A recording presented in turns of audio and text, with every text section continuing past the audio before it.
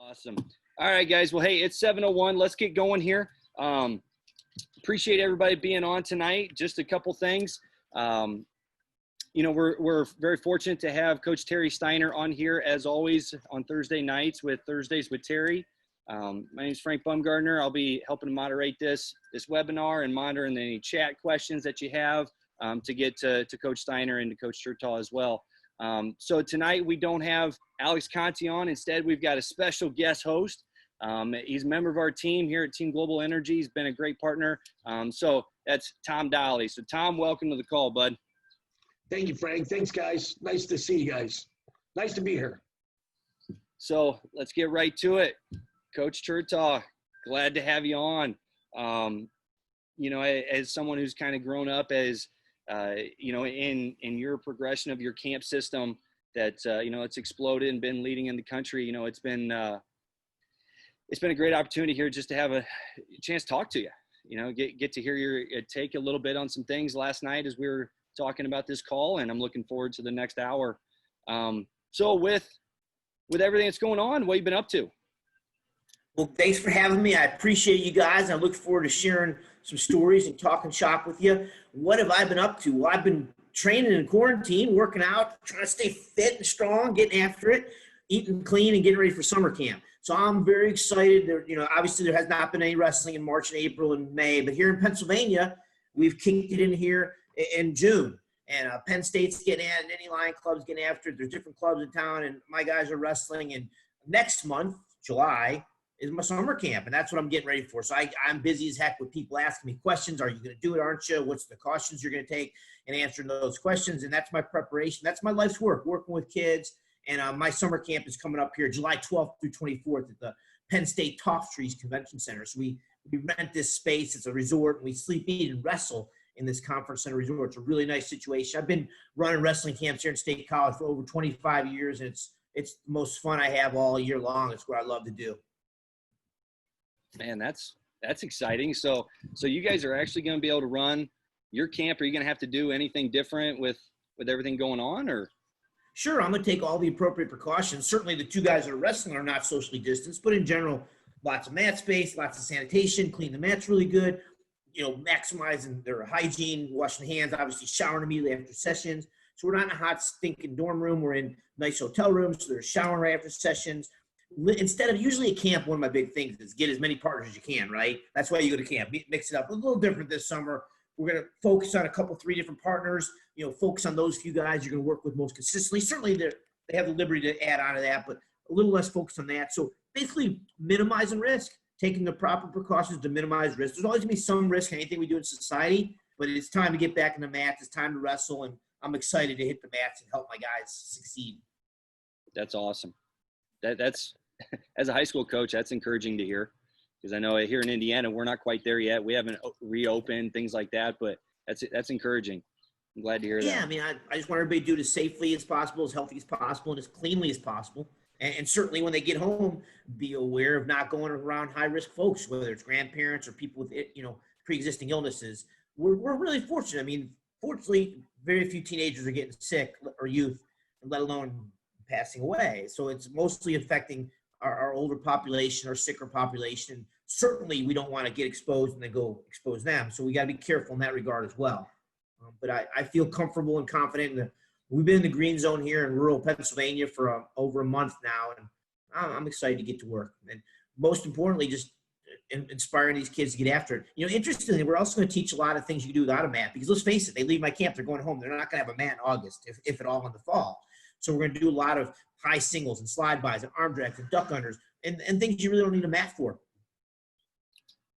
But that said, we will have mats and be getting after it, just right, like always. Love it.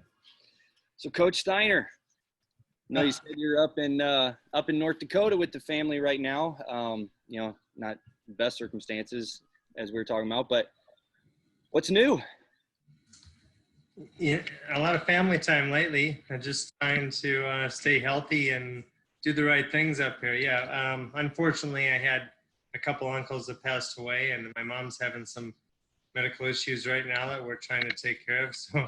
So yeah, it's been a crazy couple of weeks, and looking forward to getting back to Colorado Springs in the next couple of days here and getting back, we're still not with the athletes in Colorado, right? I mean, we're still not, we can do some workouts in the park and still social distancing, but anything as as far as wrestling on the mat and physical contact, we're not involved in at all as a national staff right now. So we're still waiting for those, the state guidelines and local guidelines to open up in Colorado Springs. So that's kind of where we're at. We're still doing a lot of things, virtually and a lot of communication with the athletes, but nothing with the athletes on a daily basis yet. So. Gotcha. Well, it's a tough time. There's always, like I've told the athletes, there's always challenges, right? We always have challenges before any major competition. There's some kind of challenge thrown in front of you, and right now, as we look towards the 2021 Olympics, this is one of the things we're going to look back at is how did you deal with this challenge, and how did you go about it, and did you get the most out of it, during this time? Because a lot of most everyone around the world has faced this challenge, and how we deal with it and how we move forward and how we stay on task is going to be a huge thing moving forward. And when we're looking back, I mean, this is going to be a time that we're going to, hopefully we can say we did that more successfully than anyone else. And that doesn't always mean just being on the mat. That means taking care of the things that maybe you put on the back burner a little bit. And right now, that's what we're trying to focus on, is those things a little bit more. So. Gotcha. Well, appreciate you guys here tonight. So as we kind of get going, we were kind of joking around beforehand that technology is not always the easiest thing, and it requires adaptation, some learning things. So I'm just going to give a shout out right now. I got my dad on here tonight, which he's been on some others, but just got him updated to an iPhone 2 days ago. All right. So taking the guy who wants a flip phone, they don't have him anymore, get to an iPhone, and now he's able to get on these. So Dad, glad you're on tonight. So, all right, Ken, let's get right to it. You were a 2-time junior world champ. Is that correct? Yes, it is. So talk us through some of your youth. How'd you get started and your progression, going up and having that kind of success early? Well, it was definitely a journey. I'm not super gifted. I lost more than I won when I was in 4th, 5th grade. It's my first couple of years of youth wrestling. I didn't have a parent or an uncle or, I'm first generation wrestling, so I had no clue. My mom just took me to some classes, got into the beginners program, and I lost more than I won. But by 6th grade, I was up to even, and I was still doing basketball and baseball and football and doing other stuff too, but I was short and not that fast. And middle school, I got serious about wrestling. I started winning more than I lost. And then after 7th grade, I really had a nice, fun season. I enjoyed it. I liked my coach. I liked my friends. It was a really positive, fun experience. I use that word purposely because we coaches and parents need to make sure we keep our sport enjoyable for our students, for our children. And I just decided, to focus on year-round wrestling and year-round strength training and year-round nutrition. Literally all 3 things in 7th grade. The spring of 7th grade, I decided to play less baseball and focus more on wrestling, weightlifting, eating clean. And I just kept progressively getting better. It wasn't a quick start. I never won the junior high state or nothing. I was second at state as a sophomore in high school. I just kept making progress. I didn't learn freestyle till high school. But once I learned it, here's a good story that can relate, through USA Wrestling. So I got from below average to mediocre in junior high to pretty good in high school. And I went to junior nationals as a sophomore. And I was a state finalist. I felt pretty good about myself, but I was 0-2 in Greco. I thought, okay, freestyle. I'm going to start shooting and getting legs. 0-2 in freestyle. So I was 0-4 in the junior nationals as a sophomore in high school.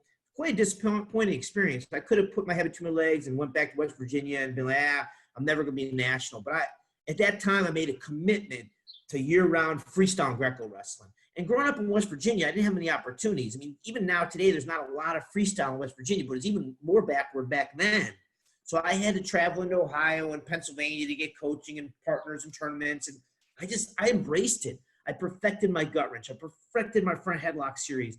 I got good at upper body wrestling, learned Greco. And I just really committed 2 years of my life, spring of sophomore year through spring of senior year, to wrestling nonstop. I did so many camps. I learned from so many people, Russ Hellickson and Dan Gable, Bobby Douglas, John Fritz, the whole 9 yards. And I just got good steadily. And I went from 0-4 at the junior nationals to winning 21 matches in Greco and freestyle. I became a double champion. I won both the Greco and the freestyle. Sandy Stevens, bless her soul, she's so great. We all know her. She's the legend of USA Wrestling and always on the intercom and stuff. And I became the first national freestyle champion, the first junior national freestyle champion from West Virginia. And it was a great honor. It was really exciting and great memory. And then that same summer, I won the junior world championship that same summer. So that was really my breakout. So that was my long story short right there, from below average in elementary to average in middle school to good in high school to great by the end. But it's just a steady, progressive journey. I got short arms and slow jeans. That was your I wish I was so tough on top like Coach Steiner over there. Man, that man was a nasty and folk style top with his legs in and bars and stuff. Ken, was that your senior year when you won juniors? Yes, I was a senior in high school when I won junior nationals in both styles. My junior year in the middle, I won 6 matches in freestyle. I made a name for myself, but I did not place. But I did well enough my junior year of high school, which I do recommend all you juniors out there. You go to junior nationals, all those college coaches are watching, right? So when I went to junior nationals as a junior in high school, I made an impression on some colleges and opened some eyes. They looked at the kid from West Virginia, and I was able to get some looks. But it wasn't really until my senior year of high school that I broke out on the national and world scene by winning a double championship and winning the junior world championship that summer. Wow. Yeah, I would agree with that, Ken. I mean, when my brother and I were coming through our high school years, we knew that nobody was coming to North Dakota. At that time, nobody was coming to North Dakota to look for a wrestling recruit. So we knew we had to get out around the country to hopefully get noticed. And I think it was our junior year, we went to every USA regional. It was Northeast, Southeast, Central, Rocky Mountain, Western. We went to every one of them. And I think in a period of like a month and a half, we had like 60 matches, and it was a time of great development. And, that we did, there was a lot of work there, but really there was a lot of competition to drive us forward too. So we'd go to a tournament and the next week we'd come back and, we'd have 3-4 days of training, and then we'd go right back to another tournament and come back and fix a few things and go right back to another tournament. And it was when I look back on the development of us as young athletes, that was a huge part of it, I think, is that those 6 weeks or whatever, I can't remember how long they were spread out, but I think it was about a 6-week period in the spring of the year where all those regionals were. It really did. Yep, I'm right there with you, Terry. We're lucky we had good parents, I assume it was your dad or your mom and dad taking you to these tournaments, unless it was a coach. Yeah, mostly, our mom and dad took us, and it was definitely a family commitment, right? It was not just about Terry and Troy doing their thing. It was the whole family was in on it, and everyone gave to that cause, and grateful for those opportunities, because at the time, I think what was so different, and we were just talking about it at the beginning, there was no internet. There was no social media. To see something, to see someone, you had to be in front of them, right? Or else you read about it in USA Wrestling Magazine or something like that, right? And it was a lot different times for sure. Right? Yeah. So back in the day, the Bible was amateur wrestling news. I remember reading about your coach. Yeah. Your coach, Dan Gable, about him shadow drilling and visualizing, going for a run after being defeated in the world championships. And the next year, getting ready to dominate the Olympics. It's just different stories. So, yeah, there was no internet, but you could read about the stuff in amateur wrestling news. And now Win Magazine's the Bible, along with USA Wrestling. You guys partnered. USA Wrestling and Win Magazine are partnered. So it's so easy to keep up with things, both old school magazines, which I still do read, as well as on the internet and the mat.com, of course. But I can relate to your story. Growing up in West Virginia, right, there's no regional USA Wrestling tournaments in West Virginia. So USA Wrestling has the Southeast Regional, the Northeast Regional, the Midwest Regional. My parents are taking me there. I'm hitting that circuit hard. And I'm so fortunate. I mean, USA Wrestling was just blossoming in the 80s when I was coming through. But many of my peers, along with your peers in the 90s, became products of the USA Wrestling developmental tournaments, camps. I went to USA developmental camps a lot too. A lot of them were at Doug Blueball's camp in Indiana back in the day. And he would host these USA regionals. And that's how I learned a lot of freestyle and Greco. You know, it's not like they were teaching gut wrenches and ankle laces in West Virginia. So I would get out to the developmental camps, learn the fundamentals, then go home and drill them. And, you know, Coach Steiner, I know your work ethic and you and your brother, and I know I had the same thing back home in West Virginia. We'd go out and learn something, but then you take it home and you just drill. It doesn't – we weren't in an era of club wrestling. Club wrestling has evolved like crazy now, right? Especially where I'm from in Pennsylvania and New Jersey and New York. There's clubs everywhere. Back in our days in the 80s, 90s, we were our own clubs. You and your brother were the twin club probably. I'm sure you had a little coaching partners, but just a different environment. I was very self-motivated. I had a couple good partners back in West Virginia, and we made the most of our time. Can I ask a question there? We've talked, or you guys have talked, Terry, multiple times I've been on these calls and listened to you guys talking about the importance of having a sibling that you trained with, that you grew up through the system with, and you were fortunate you had a twin. Now, if I recall right, from taking my son to your camps, I think you have a brother named, is it Todd? And was he part of that? Was he part of your training regimen? I don't know how far apart you guys are, but was he part of that game plan the whole way? And then how far did it go? Well, that's a great question. All right. So my poor brother is 5 years younger than me. All right. So when I'm in junior high school, I'm cutting lawn and saving money to buy a little 10x10 home mat. Right. So I get my mat, and then so I'm like 14, 15, and my brother's 10. And, he's my partner, you know, and just getting tortured. Poor kid. All right. But anyways, that was my main partner in the home mat. So he wasn't really my training partner. But what he was, interestingly, Tom, was my first student / protege. So when I was 15 and he was 10, I started helping him and helping his friends and helping our youth program. By the time I was 17, I was a senior in high school, I was pretty much running our local kids program. I mean, my high school coach just had me teach it. So I've been teaching wrestling to my brother and his friends in our local program since high school. So that's the coaching. I've been coaching forever, since I was a teenager. And my brother became a 2-time state champion and an Ohio State scholarship athlete. He's a doctor now. He's an orthopedic surgeon. So I'm real proud of him. My first student was my brother, but not so much my training partner. I will give shout out to my training partners. Bob Taylor won 2 state championships with me. Clemson scholarship athlete, great guy. He became a wrestling coach in South Carolina, has won multiple state championships with his team in South Carolina. Another of my buddies, Sam St. Clair, was a state champ, went to University of Virginia and wrestled. And then another great friend from a neighboring school, Tony Dickens, was a Naval Academy graduate. So those 3 guys, Bobby Taylor, Sam St. Clair, and Tony Dickens, were my 3 year-round training partners. So even though I didn't have a twin brother like Terry had Troy, I improvised with my 3 really good friends who were my training partners. And I drag them in the room any chance I get.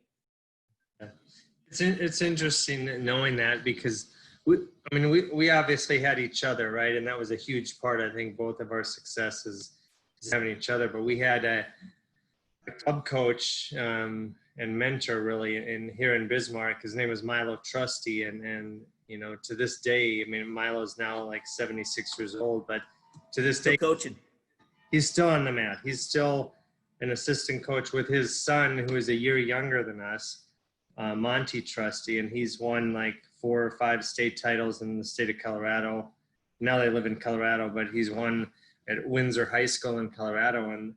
But you know, their investment in us, I mean, Milo, his investment and time and energy and just knowledge into Troy and I, and really building the passion for the sport of wrestling was, you know, you can't measure it. You can't measure the impact that had on us. And I think so many times people are looking at, you know, they look at Coach Steiner, or they look at Coach Gable, or they look at those, you know, elite big school coaches and things like that. But you know, I always say that our best coaches are down at the grassroots level. Our best coaches, a lot of them are at the high school level, where they're taking kids that, you know, can't walk and chew gum and putting some passion and energy into them and teaching them the basic skills of the sport. And at the top level, we're just refining. We're refining some things and taking a kid from a great kid to make him elite. But at the grassroots level, you're building a kid from scratch and getting him to that great level, to where he's recruited and bringing him up to that. And I give so much credit. And if you watch just the teaching style of a grassroots level coach, I mean, they're getting into the depth of it. Right? I mean, they have to break down everything. And I think it's so important that they know how to teach and they know how to break down those skills and things like that. And that's kind of the same as you can. I mean, our mentor would put us in front of a group of people, and he'd put you on the spot and say, "Oh, Terry wants to show this," and you'd be like, "What do you mean? What am I showing?" And he's like, "You'll figure it out. Go show it." Okay. You had to think about the steps that were important to that gut wrench and know how to explain it and break it down and things like that. And I look back on those times, even as my development as a coach, those were so important, right? Because you had to think about things deeper than you ever thought about them as a wrestler. Now you had to break them down, and so every little kid in that room could understand what you were saying. And that's an important step in development, right? Absolutely. I agree. Coaching helps you so much in your development. So Coach Trusty and trusting you guys to share wrestling is awesome. So I know of Milo and his legend. That's pretty awesome. And I did realize you guys were connected to him. He's developed so many young studs over the years. Yeah. I find, in working with young people, either they have a dedicated coach or a dedicated parent or both. It's so important that we coaches and we parents, which I'm both of, I have 22 and 24-year-old kids, help the kids get inspired to get better and put them in front of opportunities to get better, whether it's USA Wrestling camps and everything else. It's so key. And you had both supportive parents and Milo Trusty, and I'm sure your high school coach was solid too. And Yeah. we're fortunate to be in good situations. My high school coach, Bill Archer, pushed me hard and pushed our guys hard and, gave us the good foundation. Then I got to college, and John Fritz and my coaches at Penn State, Lorenzo and Oishio, they all had great impacts on me, as well as the Nittany Lion Wrestling Club coaches. It was, we were kind of spoiled, Coach Steiner. You had the Hawkeye Club, I had the Nittany Lion Wrestling Club. We had all these different extra partners. We put ourselves in environments to be successful, and that's what you need. You need mentors and inspiring you, supportive parents, and ultimately good training partners. Yeah. No, so I know Frank's got a question, not this Frank, but Frank Barber. He's got a question in the chat that we'll make sure and get to later because I think it pertains to what we're talking about right now. So make sure you're dropping questions in the chat, okay? So that way we can get Coach Steiner and Coach Chertow, to get those answered for you. So Coach, we've talked numerous times on this webinar series. I know Coach Steiner's approached it. Gable had a fantastic kind of resolution to it, or at least his perspective. Last week we touched on it with Gene Mills, but burnout. So, you talked about going to all these tournaments, doing all this training, dedicating your life to that specific goal. Now COVID, we've had all this downtime, and now we're going to go back and we're going to say, hey guys, guess what? Let's go get it. We got to be successful, and it takes training at a high level for a long time. So let me just throw it out there and get your perspective on burnout. All right. Well, before I touch on the burnout, you mentioned Coach Gable and Gene Mills. I want to just talk about them briefly.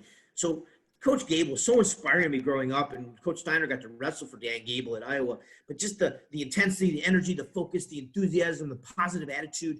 I've seen footage of him wrestling. He wasn't some spectacular athlete, but he was just relentless, go-getter, a lot of intensity. And that kind of inspired our sport in the 80s and 90s to grow and blossom and create that Iowa dynasty. And then Gene Mills, I read his book when I was in junior high. We talked about books earlier before we went on live, but I read Gene's book cover to cover. Bob Dealey wrote it. God bless him. He passed away a few years ago. But when I was in junior high, I read this book about me and Gene, the Pin Machine. He was a lightweight like me, and he was just dominating people. And he's just full of charisma. So as I got to know him over the years, a totally different personality than Coach Gable, right? Coach Gable's really serious.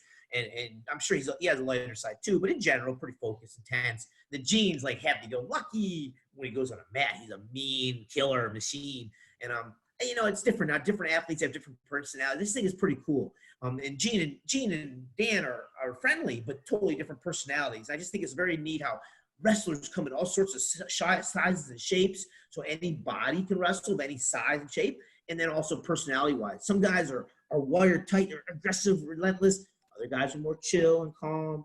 And then you got your different personalities. You know, Gene being happy-go-lucky, Dan being a little more focused there. To your question of burnout. Look, we all get it. It's a way of life. We all get tired of something. It's how you deal with it.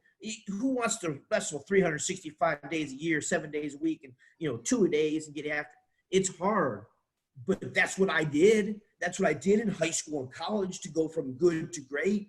I didn't want to settle for good when my dream was to be great.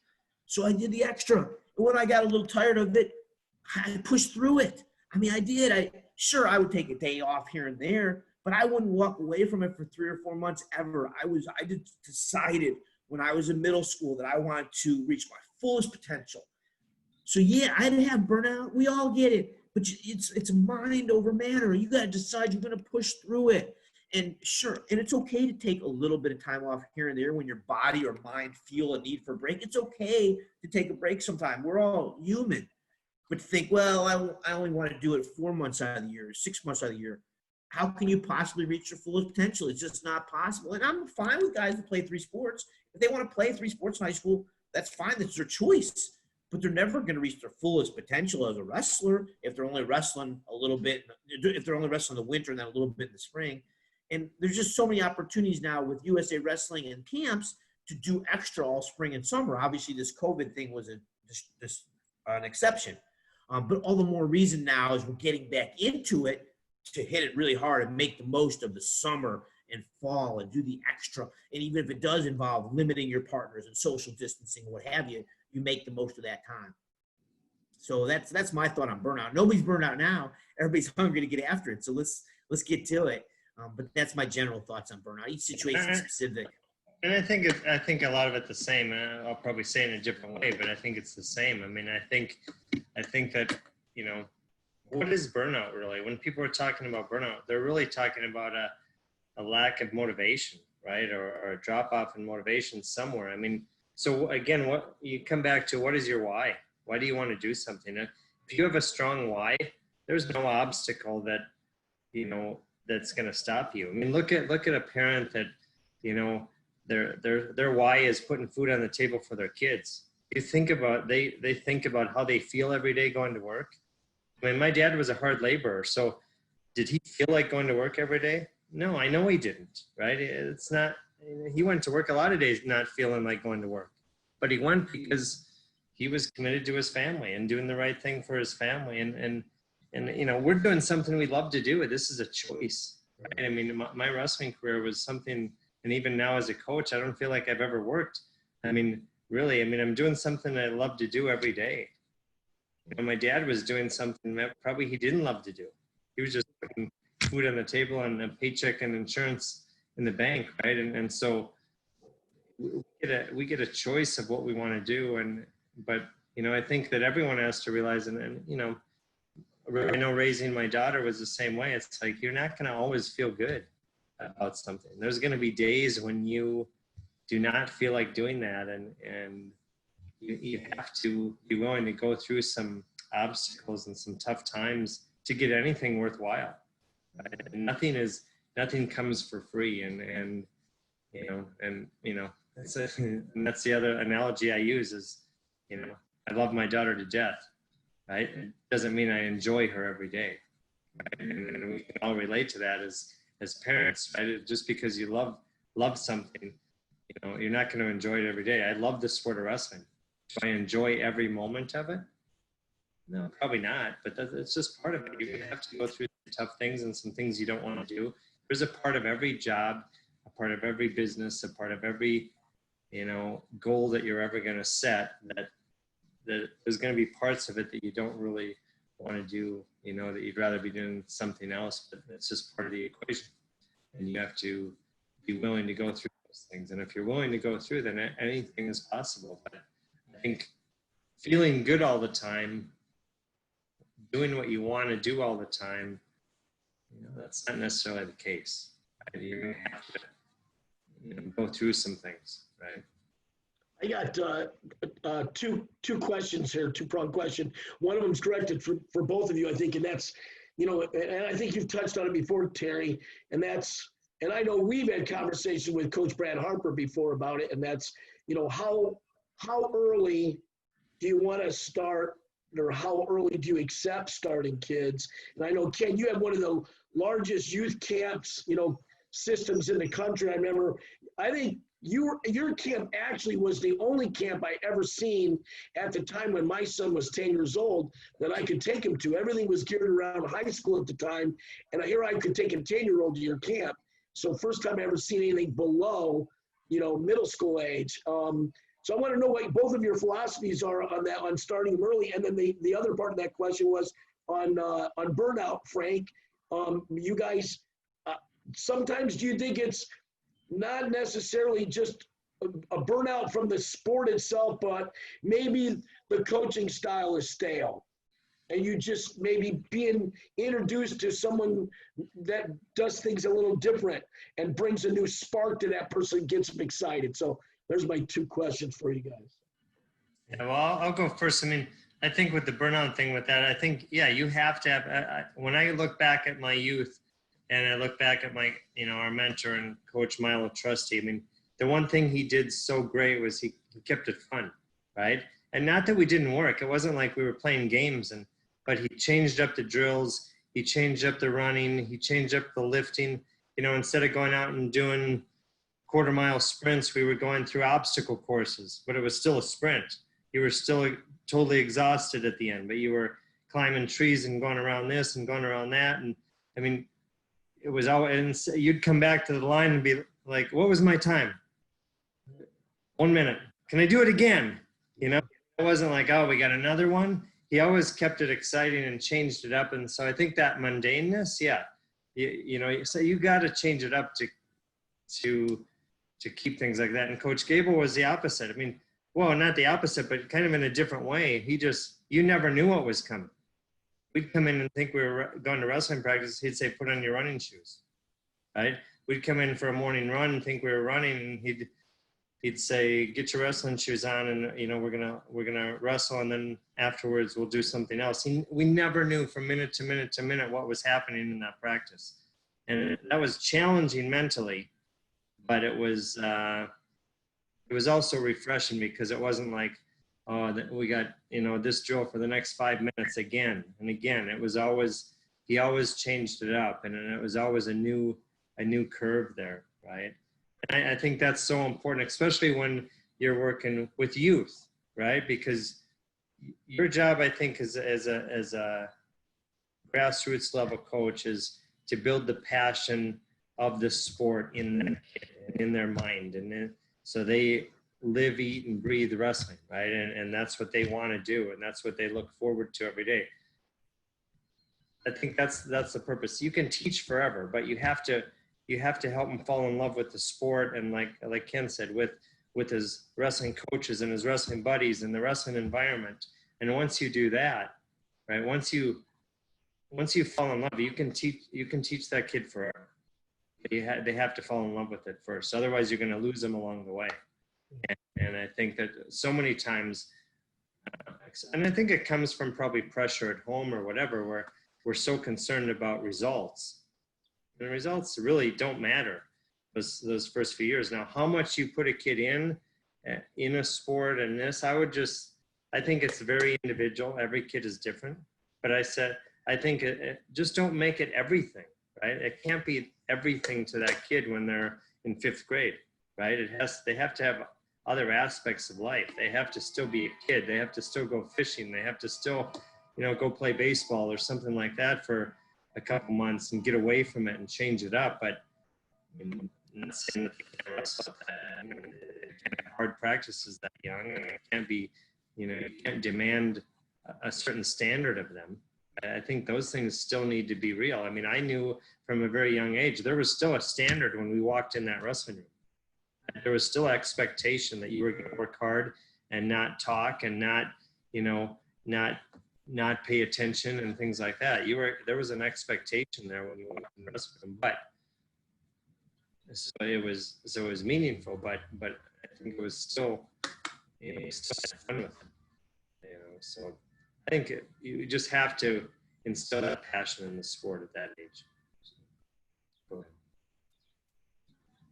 Ken, do you have anything you want to share to that? I mean, he hits it pretty good. We're on the same page. I don't have a whole lot to add. I'm with him. I think it's great. I mean, in summary, just make the most of the time and start when you do start them, have some discipline and keep it fun and get after it. That Coach Steiner hit it pretty good. Yeah. So, I want to talk about your camps just a little bit. Your camps have been super successful for a very long time, Ken. So, they kind of speak for themselves. But, when it comes down to it, you go to a camp, you learn a high crotch. There may be a simple setup difference, thumb in, thumb out, elbow pass, post, whatever, where you place hands, small differences may make, big changes to some athletes. But for the most part, like, techniques are techniques. So what intangibles do you think have made your camps and your camp system so successful for so long? That's a great question. I appreciate it. And I can tell you some of the things Coach Steiner talked about in the past 5 minutes are some of the things that make my camp different. That is keeping it dynamic, keeping it fun, not knowing what's going to come. You mentioned Coach Gable. You walk in, you don't know what's going to hit you. I run dynamic camps. I run dynamic wrestling practices. It's not a cookie cutter. This is exactly what you can do this session. I mix it up. I train my staff when we're breaking into groups to mix it up. A lot of my staff is guys that grew up in my camps. They're guys that are outstanding college wrestlers that are now teaching and coaching wrestling. And I surround myself with great assistant coaches, great staff at camp. We have a good thing going. So dynamic, exciting, fun. As far as the technique, when you're talking about the X's and O's, I'm kind of slow with short arms. So for those of you that have followed my wrestling, I wasn't shooting a billion times a minute. I was a hand fighter, get in there, head snap, and underhook. So when I teach, I'm a lot about hand fighting, controlling the ties, forcing the underhook, working the head, chain wrestling from that underhook in 2-on-1 position, working the front headlock series. Certainly we drill the heck out of double singles high crotches, of course. And now the fireman's carry is making a comeback. I mean, it was big when I was a kid. Coach Gable's era, there's a lot of near arm, far leg, outside fireman's carry kind of slipped away. Now, I think when freestyle wrestling about 5 years ago turned to the straight feet to back 4-point move, the Russians started doing more fireman's carries. I noticed it a lot in the 2015 Worlds in Vegas. And it seems like the fireman's carry is becoming more prevalent than ever lately. And I love it because you got to put hands on the guy first. And I believe that my system of wrestling that I teach with a lot of hand fight and closing the gap, a lot of physicality. One of my longtime students is Zane Rutherford. He's a great example. He's not a flashy, speedy guy. He just get your hands on the guy, shoot, keep your feet moving. One of the Iowa mottos the Brands brothers use is, if in doubt, keep driving. Don't stop, right? The Brands like say, if in doubt, keep driving. So it's the same with Zane, the train. He might not have the most perfect shot every time, but if in doubt, he's going to keep driving through people. And he's somebody I've worked with for a long time. In addition to being a grinder on the takedowns, he's embraced the Steiner brothers leg rides. So I'm always working to get better. I was decent at legs growing up and competing, and when I was coaching in the 90s at Ohio State and Penn State, and Troy and Terry were coming through, in my mind, they're two of the greatest leg wrestlers ever. And I'm not just kissing his butt because he's hosting this webinar here. I mean, these guys were so good on top with the legs, the power half, the reinforced bar on the far side to the wrist bar. I mean, they popularized the Steiner tilt because they were so good at putting the leg in. Everybody knew it was coming. Nobody could stop it. And they'd get the far side reinforced armbar tilt. And now that rebar tilt is more popular than ever. Seth Gross using the NCAA finals to beat Michigan a couple years ago. He got 4. Bono's counting in the background. That's legendary right there. Next thing you know, he's coaching at Wisconsin. And now Seth Gross is assistant. But Spencer Lee is great at the cross wrist roll series into that rebar. You don't see it as much off the leg in like the Steiners. The Steiners had an uncanny knack for being able to get that reinforced bar with the leg in. But now you see it off that cross wrist roll series like crazy. That's another thing. Here in Pennsylvania, we're proud of being tough on top. So a lot of the Midwest and California is great on their feet. A lot of kids spend so much time on their feet.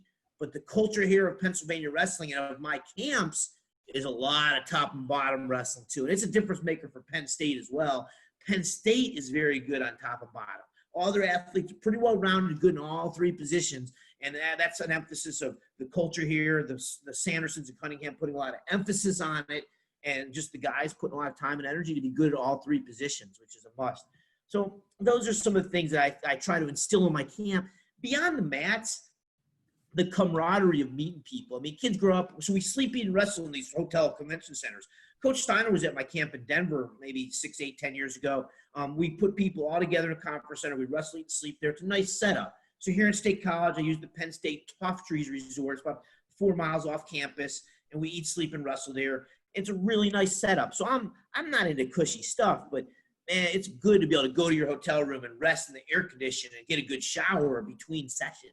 So I create a good environment. We provide quality food. We have a lot of camaraderie, and kids come back forever. I mean, my goal is to have a lot of repeat campers forever. I'm excited this summer. I'm getting a lot of new blood. I have over 200 athletes enrolled in the two different weeks camp. A lot of new blood this summer because sadly, some of the colleges, because the NCAA rule really, the NCAA is not letting college coaches coach this summer. They can't have contact with prospects. So say I'm the beneficiary of that a little bit. I have a good turnout at my camps, a good quality kids. Plus, there's no Fargo either, right? So a lot of those hardcore kids are at my camp. So I have an incredible group of kids coming to camp in July 12th through 24th. I'm really excited about it. And I'm going to run the best camp ever. It's going to be the most sanitary camp ever. We're going to shower more than ever. We're going to scrub those mats with toothbrushes if we have to. But we're going to do our very best to provide to minimize risk. And we have a nurse hired. We're going to do temp checks. We're going to do the whole 9 yards to make sure, again, that we minimize the risk and provide as safe as an environment as humanly possible or practical. That's fantastic. Yeah, practical. It seems to be a big word as we keep going through this process of reopening, just practical. What can we realistically do here? So that's awesome. So we were talking a lot last night about just how close-knit the wrestling community really is. We have different styles, we have different philosophies, we have different journeys, whatever it is. But the wrestling community is just so darn close-knit. And, the reason this webinar series has been able to be put on is because of a partnership. And it's a business partnership between Ambit Energy, USA Wrestling, and our team, Team Global Energy. So, we've got a lot of good things going. We got a lot of people that are registered for these webinars. We got a lot of people that go to our website, teamglobalenergy.com, and they're members already. They have access to all these webinars on demand. But, they're trying to see how does a wrestling webinar series, a business, and how does this all tie together? And I know Terry will talk about, just a little bit more specifically about that here in a little bit. But I know, Ken, you've done direct sales and are currently doing direct sales. So if you don't mind, I want to get your take on it because you've done it for a long time. How does the wrestling community and direct sales, how do these things tie together? Well, I think they're a winner. Like you said, we're a close-knit community. We want to help one another. Who do I want to work with? I want to work with wrestlers. I want to work with coaches. I want to work with parents of wrestlers. That's the people I'm out to help. Talking business briefly. So we talked about this a little bit yesterday. My camp that's what I do. I share information. I coach people. I help them reach their goals. When I was starting camp during colleges, I ran small commuter camps. I can tell you the history quickly. I had 13 kids in my first commuter camp. It was the freshman year of college. Then I built that camp to 35. Then I built to 60. When I graduated from college and the NCAA would let me have my own overnight camp, put my name on it, I got 100. I broke 105 kids in my first year of camp. Really proud. And I worked hard to serve as many kids as possible. Yeah, I could teach 10 kids and have a mediocre training environment, make not so many good partners. Or I could get 100 kids together and really get after, create a quality learning and training environment, a lot of partners. And I just kept growing my camps and helped surrounding them with good people. And the business of it grows. So I could teach, 50 people and have to get a day job, or I could coach wrestling full time, which is what I love. I love helping kids. I love coaching. I love teaching. And I embrace building camps. And that's what I do. I do clinics all the time throughout the year. And I built my camps so that, I have 150, 200 kids per week and manage them well and safely and run good camps. And then it grows. And then to your question of the business, well, in my wrestling camp, I learned from Carl Adams and Bobby Douglas about sharing books and DVDs. So it's just an entrepreneurial spirit. As a wrestler, you want to be the best you possibly can be. As a coach, you want to be the best you possibly can be. As sharing books and DVDs, I want to help as many people. And then it extended to nutrition. And I lead a nutrition company. I'm partnered with David Taylor, and I do a pure business. But you guys are in the Ambit energy business. And Ambit is so important because everybody is spending so much money on household heating and electricity. And if they can save money on their bills and help one another and partner with one another, it's a no-brainer. And it's very exciting that Ambit has sponsored USA Wrestling. And as a disclaimer here, I'm not at all involved in Ambit right now. I know about it. I'm familiar with it. I think positively of it. I've talked to you guys. I know what's going on. I'm definitely looking to get involved when I change properties in a new house to save money on my electric bill. It's kind of a no-brainer. So you want an Ambit has sponsored USA Wrestling and sponsoring this webinar. So that's exciting stuff. But what does everybody needs heat and electricity. So if there's a way to save money and help each other in wrestling, you got to do it. And that's my same philosophy on anything, whether it's coaching, whether it's my pure nutrition business, whether it's the Ambit Energy, help each other, work together, partner together, wrestlers helping wrestlers. And we all know we're the hardest working bunch of people out there. So it's a no-brainer that we're going to succeed in what we do. That's awesome. Yeah, I know. I've heard about Pure. I've seen Pure. I know the products. Man, that's a good company. That really is. Terry, did you have something you wanted to add? Well, it's funny. I heard Coach Jay Robinson talk about this years back, and Jay was one of the best at promoting the sport of wrestling and moving it forward in a whole different way. I mean, he was a great coach as far as technically as well, but about promoting and moving the sport forward to the general public, I think he was best at. But I heard him say one time, like he said, wrestling people are afraid of other wrestling people making money. They'll hire someone else outside the sport and pay them double the amount of money to do the same job. But if it's someone in wrestling, they don't want to hire them because they don't want to make any money off of it. And it's crazy because like Ken said, I mean, we are wrestling people. This is who we are, right? And this is how we choose to spend our life. This is the people we understand. We understand the mentality, and we want to help, right? We want to help each other and keep up in the community. So I think, I don't care what business you're in, but you want to work with the people that you associate with, right?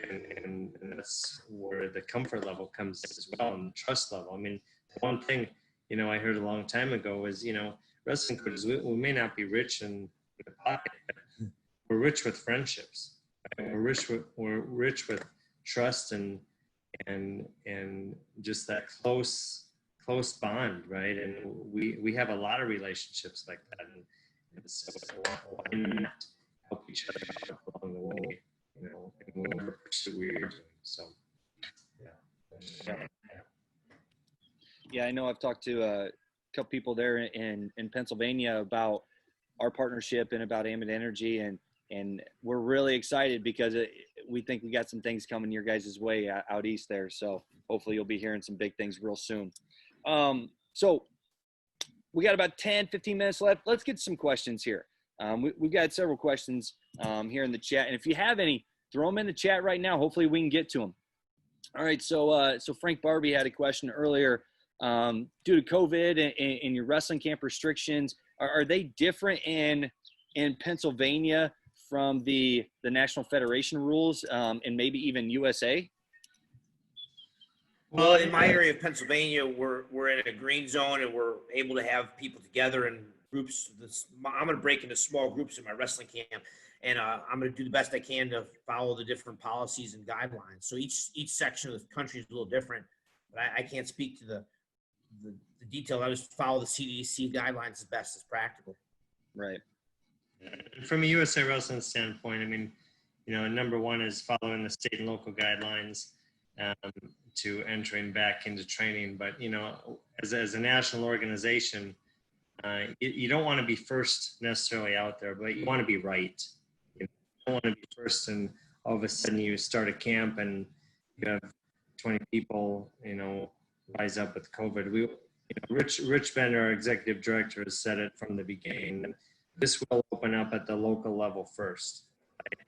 And go from the local level to the regional level, and then eventually the national and international level. As myself as a national coach and my staff as a national coaching staff, we will not be the first ones out there, right? And hosting camps and putting our team through things that's going to open up more, in small clubs and things like that, pockets around the country that are opening up. They're going to start up and then eventually that will blossom and eventually will fall into place. And I think it is important, because, you're looking at it from not just, we know we have to get a team ready for next year in Tokyo, but we're also looking at the whole sport, right? I mean, and we got to make sure we're leading the right way. Right? We're leading and not getting too far in front of this, and all of a sudden, if that thing happens, every state organization in the country can say that's why we're not having a season this year. Right? And so we just want to be a little bit more patient on the front end, and hopefully we can get going soon here. I don't think we're that far behind, but I think we can get going soon, be back with our athletes on the mountain and things like that. That's kind of I think the thought process behind it. Gotcha. So Ken, let me, expand a little bit on that. Being an independent camp system such as yourself, I guess what are some differences compared to, let's say, a college coach who wants to put on their camp this summer that may or may not be able to? Well, I think the biggest thing with the colleges is regardless of what state they're in or what the actual local regulations are, the NCAA is prohibiting college coaches from having contact with prospects this summer. So health issues aside, it's just simple. I mean, a lot of college coaches would like to consider running local camps and doing different things, but they're not allowed to by NCAA rules. The NCAA's kind of screwed them over, leaning on the extra safe side. And USA Wrestling's taken a reasonable approach. Coach Steiner's like, we don't want to be out in front with the national teams, but some of our regional clubs and private camps can start and do it safely and grow from there before they jump into it. So, yeah, they've chosen a different route than I have. I've chosen to be safe and healthy and follow CDC rules and be, hire a nurse and make sure nobody has a temperature and do the best we possibly can. And, I look at society. I see people out there rioting and having rallies and doing crazy stuff. We're just going to get, groups of 10 wrestlers together and healthy and clean environment and shower and clean hands really good and get back to work, So that's kind of where we're going with this type of stuff.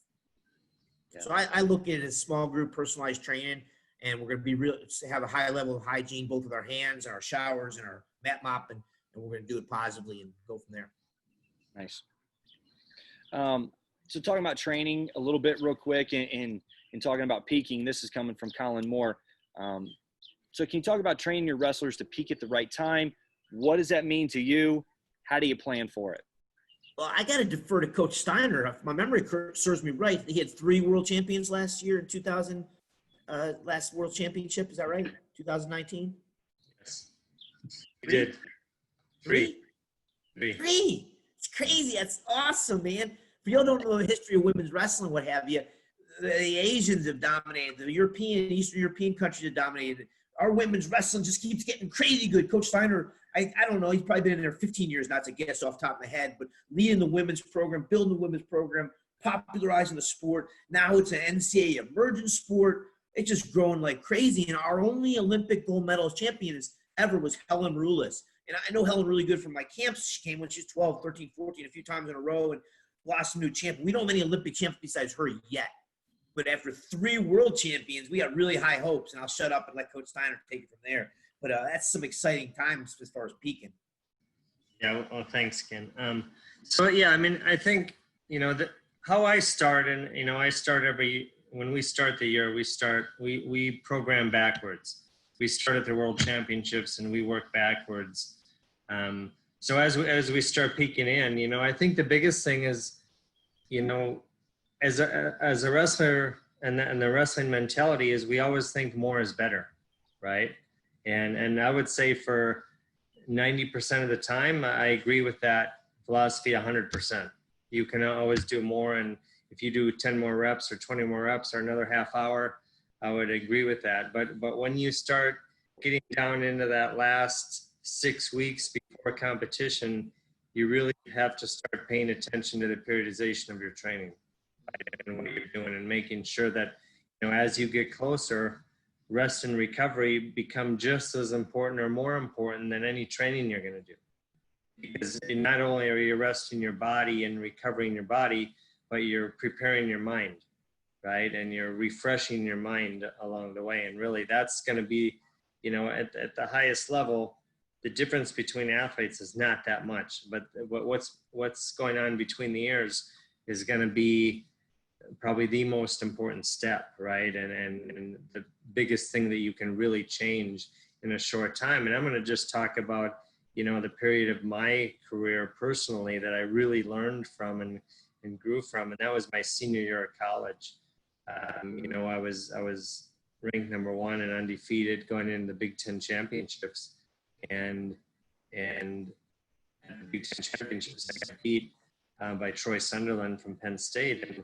And when Troy beat me at the time, it was devastating. I thought my world was falling down and the sky was falling and everything else, right? I thought, why is it going wrong now, right? And my mentality was like probably most athletes, is more is better. I got to get in there. I got to do more.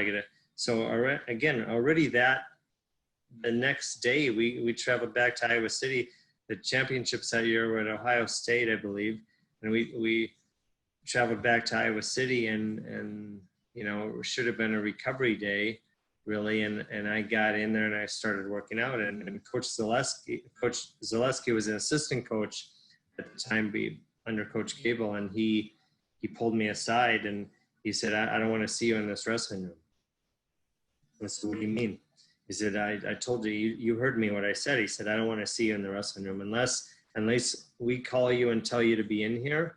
I don't want to see you in here. And, of course, the next night he came in and I was working out, and he basically, put me up against the wall and just said, I told you, we don't want to see you in here. And they basically held me out of the wrestling room for like 4 days. And so I was out of the wrestling room. I believe it was from that Tuesday through like Sunday.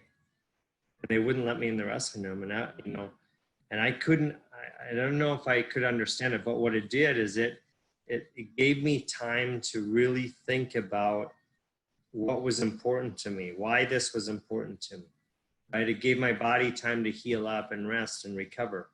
And I'm not saying that you have to stay completely out of the wrestling room, but they let me do other things. They let me run, they let me lift, they let me do some, shadow and stuff like that, but no extra time in that room at all. And no wrestling with live partners or anything like that. And when I went to the NCAA championships, I went with a completely different mindset. And I had time to really think about why this was important, why I was in the sport to begin with, why I was trying to accomplish what I was trying to accomplish, and what it really meant to me. And so instead of having the pressure of having to win that championship, all of a sudden I was looking at it from a perspective of, this is just something that I really want to do. It's not something that I need. And if it doesn't happen, my life is going to go on with or without it. And I remember when that was put to me like that you don't need this. This is just something that you really want. I remember just the weight coming off my shoulders. And to this day, when I talk about it, I can feel the weight coming off my shoulders. Right?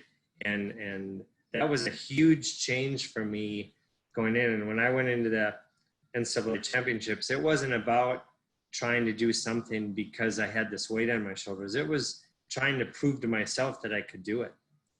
And it was nothing about external pressure, about what the team was looking at, what the media was talking about, what the fans were talking about. It was about Terry Steiner going in there and just doing what he could do and focusing on himself.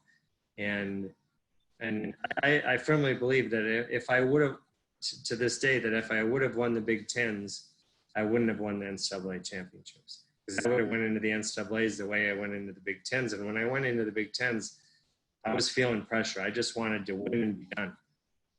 And for that season to be over with.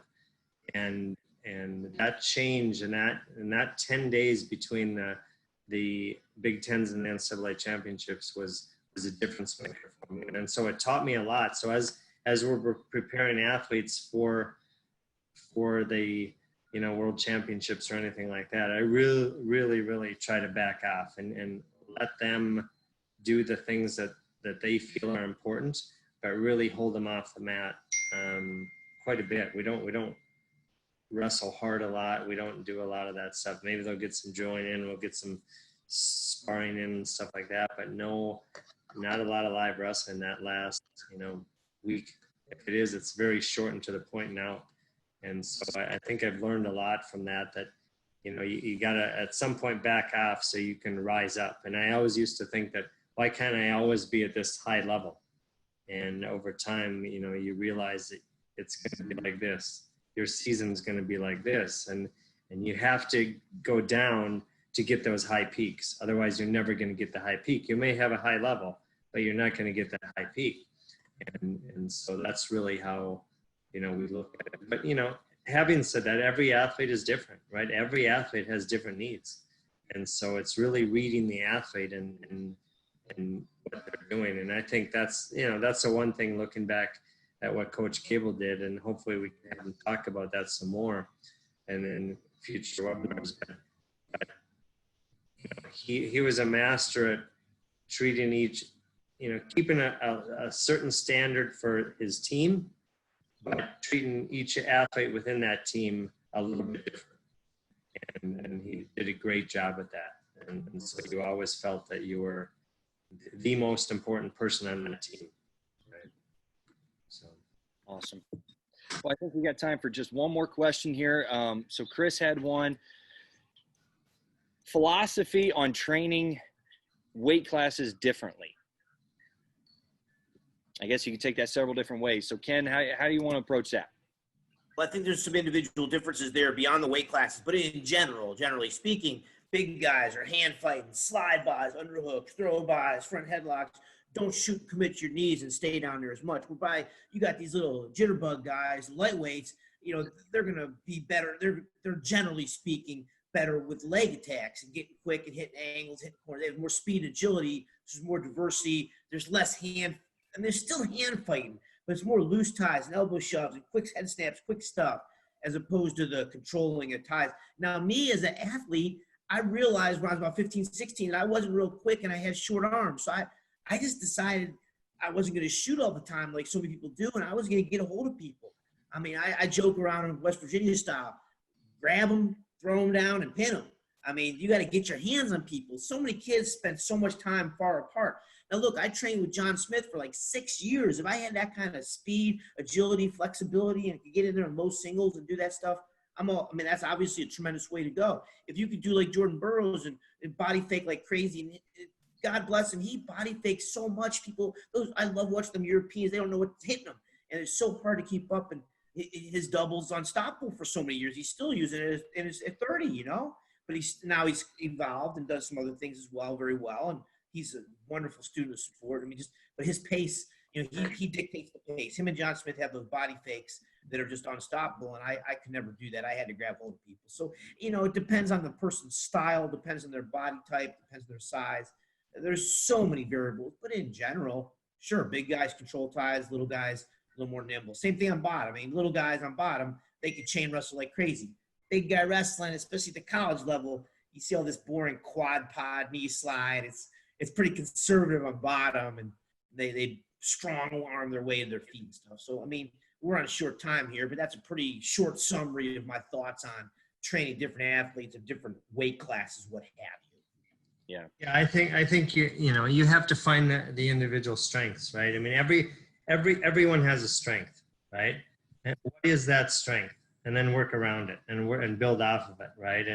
And of course, Terry Steiner is going to look a lot different than a Ken Chertow, and what a strength is in there, right? Or an Adeline Gray is going to look, what those strengths are a lot different than a Sarah Hildebrand, right?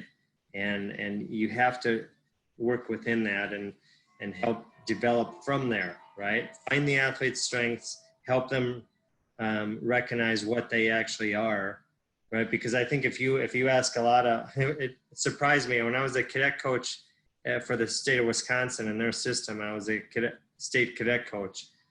It was interesting to me how many, like when on a ninth grader, if you'd ask them what their strengths were, what their best attacks were, they didn't know it. Right? So I think it's you assume kids know that stuff, and you assume that they kind of have their best areas and they really understand it. But I think it's really helping them understand the sport and building around their strengths, right? And developing the style around their characteristics and attributes. I mean, then I think you can develop the whole wrestler, but it's going to look different, right? We may still say a single leg, but it's going to look different how Sarah Hildebrand or Jakara Winchester or someone like that gets into it than how Tamara Mensah or Adeline Gray get into it. Even two bigger people, like you can look at Tamara Mensah and Adeline Gray. They're two bigger people, but they're completely different style of wrestling, completely, right? And so you need to look at the individual and build off of that, right? And then you can start to look at it. So I think when you're looking at how to, coach different weight classes, you have to look at their attributes, I would say, more than the weight class itself. I would say look at the skill set and the attribute that they bring to the table and work with it. You can't put everyone in the square peg, though I know that, right? Not everyone is the square peg. You can't make them all the same. That's the one thing when we were talking with Coach Gable that he kind of shrugged at, because the mentality is, or the thought process that I've heard forever is, that all the Iowa wrestlers wrestle the same. And I think there couldn't be anything farther from the truth. Maybe, they're going to come forward and create the action or make sure there is action happening. That's a philosophy that will happen within that room. But how they go about it is completely different, right? How they make that action happen and how they create it is going to look different for each athlete. Right? That's 5 minutes of well-said information. I agree fully with both the specifics of finding the individual strengths and then the last part about the Gable and Iowa stuff, which I have so much respect for, and I've studied and talked to Coach Gable. You obviously speak with firsthand personal knowledge. So that's just awesome stuff for the listeners and watchers. Great information. Awesome. Well, that may be a good one to wrap up on then, guys. So Ken, one of the things that we've done on every one of these webinars is, and we've promoted it, we said, if you register, you're going to be in the drawing for some free USA apparel. All right. So you guys I already got mine on, baby. I'm ready. Boom. He's ready to go. All right. So this is something that we started just a couple weeks ago. You're going to be our guy tonight. We need a number from you. All right. So you're going to pick our winner. We need a number. Number one. We want to be number one. Right there. That's it. And let me check the guest here. He's on tonight. Michael Maney. Oh, Michael Maney, boy. He's one of my first students that I wrestled with a lot. He's a stud. He lives down the road here in Bellefonte. There you go. Wow. Right.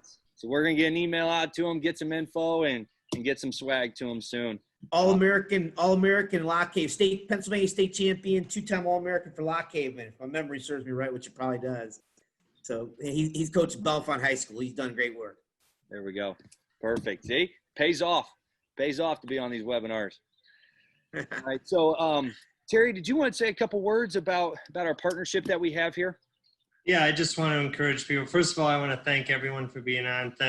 Ken, thank you for coming on and sharing your knowledge and wisdom. And, I don't know if Ken knows this, but, one of the first times I saw Ken again, we didn't have internet and we didn't have those things. And my brother and I, when we went on one of our recruiting trips, when we were coming back to Bismarck, North Dakota as our hometown, and we were coming back here and we got bumped off a flight. And when we got bumped off the flight, we got free tickets. So one of the first things I ever saw was the Olympic team trials in 1988 and watching Ken and watching him in that Olympic trials. And it was very motivational, right? And really inspired us to get to where we wanted to be and some of those things during the college years, because, we read about him in Amateur Wrestling News and USA Wrestler, but that was it, right? And all of a sudden he was front and center in front of us. So, but I'd like to thank you, Ken, for being on, and Tom and Frank, thanks for joining us on the call and helping moderate tonight. But USA Wrestling has partnered with Ambit Energy. They're a national sponsor for us, and directly will bring a revenue stream into our national teams. And And so really, there's a few ways you can be involved. You know, when you're registered, you'll get some information, but you can be involved as a customer and just become, you know, your energy bill will supply portion of that bill will come from Amet Energy. You'll still get billed by the same company you always have, but when you sign up with Amet Energy, a portion of those will go towards USA Wrestling national teams. And then, or you can get involved in the business as a consultant and actually do the business and make some money for your organization or yourself. And those are two ways you can get involved in the company and help out. So the first one obviously is very minimal, but it still helps us out tremendously. And the second way as a consultant, you can see the benefits for yourself and people around you. So yeah, those are two ways. So, you know, we'd appreciate you at least looking into it, you know, taking a look at it, listening to the information. And if it's for you and you want more information, we'd be glad to get that to you. And we welcome you on. We're going to continue these calls, you know, and hopefully give you a lot of good wrestling information along the way. And you know, and hopefully we'll get back to wrestling here soon. Yeah, no, that's well said. You know, like you said, we're getting ready to take this into Pennsylvania. Really, really excited about some things that we got going there. We got it here in Indiana. You know, it's kind of spotty as far as wrestling community and big statewide organizations throughout the country, but let's get it going. Let's help your programs. Let's help your organizations, whether it's wrestling or elsewhere, and let's help you guys as well. Okay, that's really what we're hoping to do here. So I threw a couple links in the chat to Ken's website that gives all the information about himself and his camps and the updates, things like that. Also threw in there teamglobalenergy.com to take you to our website to find more information about the partnership Terry was just talking about. Guys, it's been a great one. Really appreciate Ken, Terry, Tom. Appreciate all you guys being on tonight. Great information. Thank you, guys. Thanks, guys. Thanks, everyone. Guys. Thank you very much. Good to visit with everybody. Right.